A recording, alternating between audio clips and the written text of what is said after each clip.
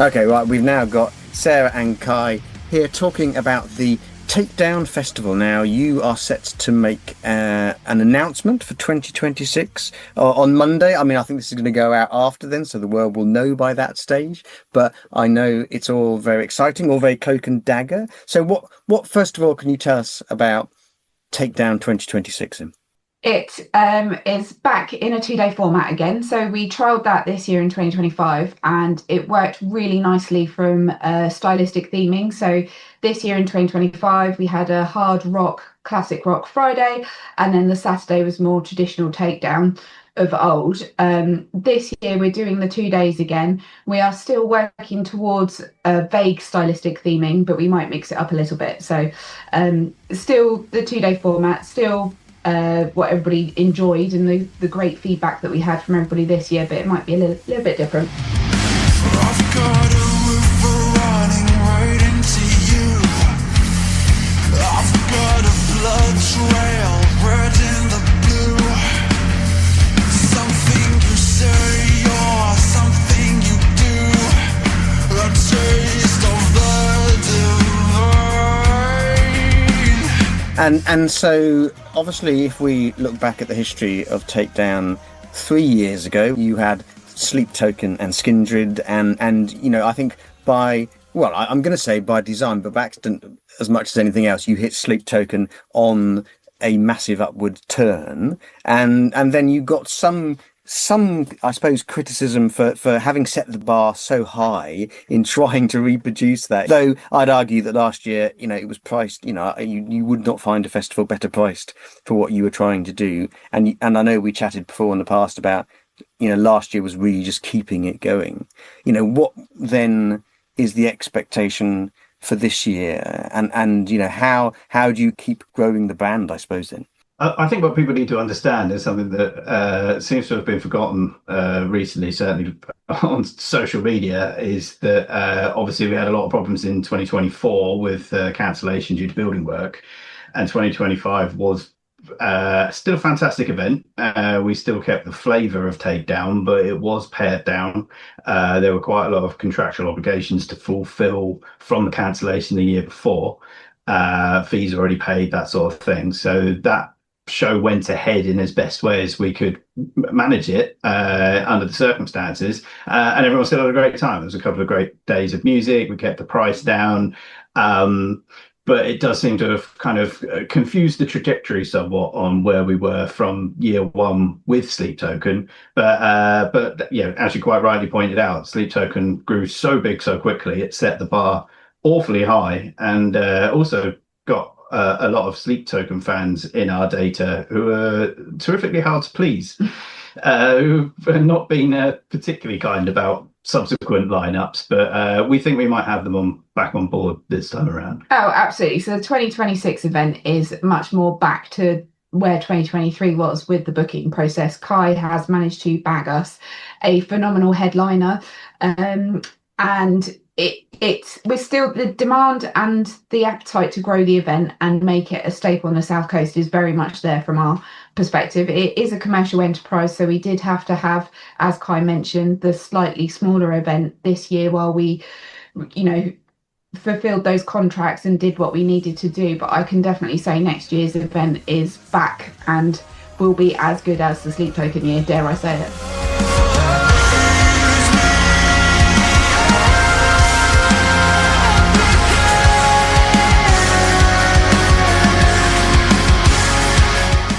And so can you tell us then who are the headliners for the Friday and Saturday? Okay, so keeping with the vague split of genres that we've been working with. So for our more classic hard rock style, we have Phil Campbell and the Bastard Sons on Friday night, playing us a Motorhead set, which I think, given the renewed interest of late in 70s and 80s rock and metal, I feel like that will be very well received. And we plan to have a extremely good bill supporting that as well. But the big news for us is the Saturday night, which will be a headliner from President, whom you'll be familiar with from Download and dropping in helicopters, and their tour selling out in a single day this year. I don't think there's anyone who likes alternative music that hasn't noticed this band in the last 6 months. So yeah, very exciting.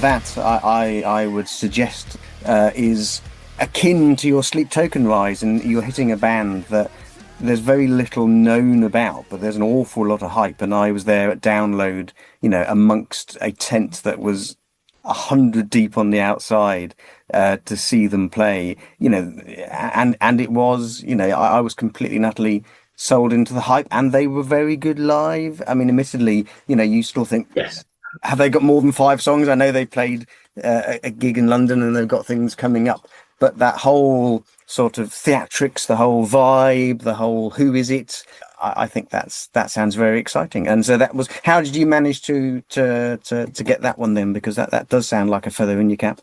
Well, I mean, we had a sort of a short list, didn't we, really, going into this? And we decided to change our booking policy slightly in that we would sort of piecemeal the bookings together, and then sometimes we'd end up with a bunch of bands and not a headliner. But we've decided this year we want to start with the absolute utmost quality in mind, and we were prepared to fallow the event for a year if we didn't get the headliner we wanted, or someone of the caliber we really felt would the festival deserved in 2026. And there were a couple of bands at the top of the list, and the conversation started. We also noticed they very helpfully were touring.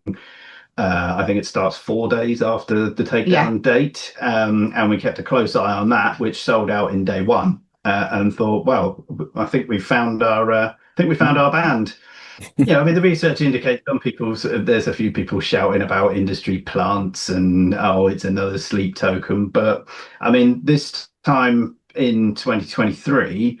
Sleep Token were actually still unknown enough that I had a very difficult conversation to the Takedown board to explain why I just spent a large sum of money on a band none of them had heard of. Whereas this time around, everyone went, oh, okay, yeah, that should do all right. So I think they probably are higher up at this point in time than Sleep Token were at this point in 2023. So yeah, very, very exciting. Hopefully it will do the business. No doubt we will have as many naysayers on social media as we do people excited, but someone did a silly little poll on the page, and I did notice that President were actually winning that last time I looked. So that's reassuring. Forgiveness is a strength I'm yet to learn. I can't bury my head under the sand and hope it makes me feel less. How the hell do I pretend? Just tell me it'll make sense in the end. I can't lie to myself in my head. I just wanna be fearless. And Phil Campbell and the Bastard Sons, and that is them playing exclusively a Motorhead set, or is it predominantly a Motorhead set? It was 100% Motorhead. No, they did 2 original songs. So we, outside the festival, are national promoters, and we did quite a few dates on their tour this year. And we were lucky enough to go and see them in Exeter with our youngest, who's a rabid Lemmy fan. And they did predominantly Motorhead and like 2 of the Bastard Sons songs in there as well, which are great anyway. I mean, if they were to just do a set based purely on their original material and not the Motorhead stuff, it would still be a fantastic show. But the fact that it is a Motorhead set allows us to sort of tap into some of this revival that we're seeing post Ozzy's death. Awful thing to have happened to Ozzy, but actually it has given us a whole generation of youngsters who are now looking at who was Ozzy friends with, who did Ozzy do tracks with. He did tracks with Lemmy, he did tracks with Motorhead, and we're hoping to tap into some of the parents that want to bring their children or grandchildren to the event, because we operate a 12+ license for the festival. So fingers crossed it will do what we want it to do. And if it doesn't, I will still have a lovely time because it's a phenomenal show.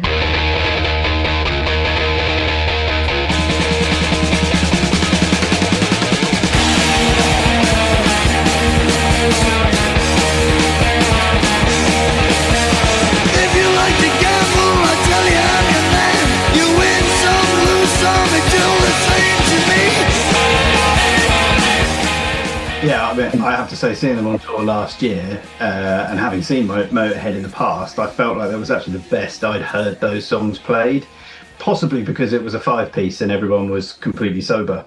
But for whatever reason, it was a fantastic set. And obviously the novelty as well. He was the longest serving guitarist of Motorhead, and here he is with his sons. How cool is that? Yeah, and it is, keeping that Motorhead tradition alive, and they're such a staple band in the history of rock and roll, as Lemmy would say. We're not metal, we play rock and roll, and I swear that Lemmy has got round more in death than he did in life. I think part of his ashes were at Bloodstock. I'm pretty certain there is Hellfest. I think we spoke to Dora Pesh, who was sent some of his ashes in a bullet, and it's just, I think it's lovely to see the legacy. Lemmy may be gone, but he's never forgotten, and that will be the case, I guess, when with the Bastard Sons headlining Takedown on the Friday. I don't shade green. The only gun I need is the ace of spades. The ace of spades. Playing for the high road, dancing with the devil, going with the flow. It's all a game to me. That sounds fantastic news, and I think you've done a really good job in pulling that out. But you say there's a whole host of other bands that are going to be added in to that. So what's your sort of next time scale on announcements, or how confirmed are some of those acts, or is that what you've still got to do now going forward? So we've got quite a lot of fingers in pies, just trying to be non-committal. So our plan for next week is to see how the announce lands. I should imagine it'll be quite divided, but should hopefully shift quite a few tickets. So we'll see how that lands, and then everything should start to slot into place very quickly. So what we tend to find when you're booking a festival is, unless you have that headliner locked in, it becomes quite hard to try and sell the event, and the agents then start pitching their artists to be higher up than what we would think their profile would dictate. But actually, if you do top down, it becomes a much easier process. So we've got a lot of very interesting conversations happening. We're still doing 3 stages on both days. So it'll be something ridiculous like 60 bands probably across the weekend. Don't hold me to that though, because it may change depending on sets and what we get booked in. But yeah, it will happen very quickly, I should imagine. And we will have the lineup out and announced as soon as we've got it in a decent format and we've done the usual logo walls on the poster. Guess I'll have to wait my turn. Forgiveness is a strength I'm yet to learn. I can't bury my head under the sand and hope it makes me feel less. I'm here to pretend to tell me it'll make sense in the end. I can't lie to myself, to my health. I just wanna be fearless, fearless, fearless.